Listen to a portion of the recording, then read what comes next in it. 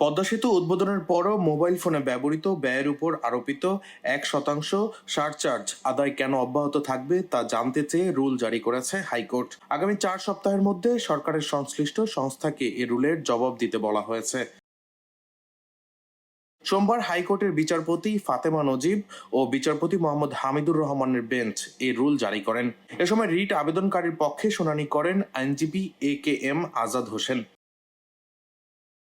ভোক্তা অধিকার সংস্থা কনসার্টস কনজুমার সোসাইটি CCS এর করা এক রিট আবেদনের প্রেক্ষিতে আদালত এর নির্দেশ দেন। এর আগে গত 10 জুলাই সংস্থাটির নির্বাহী পরিচালক পলাশ মাহমুদ এই রিট আবেদন করেন।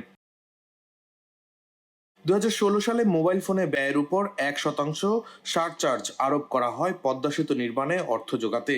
তবে সেতু উদ্বোধনের পরও সারচার্জ চালু রয়েছে। এ পর্যন্ত মোবাইল ব্যবহারকারীদের কাছ থেকে 2,000 কোটি টাকার বেশি আদায় করা হয়েছে।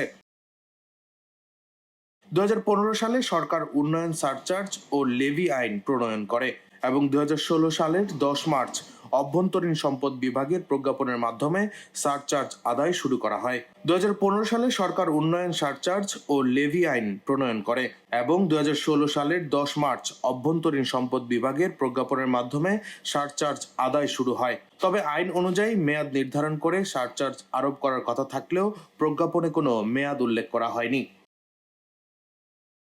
CCS জানায় পদ্মা সেতু উদ্বোধন হলেও সারচার্জ এখনো বন্ধ হয়নি, যা আইন বিরোধী এবং ভোক্তার স্বার্থের পরিপন্থী।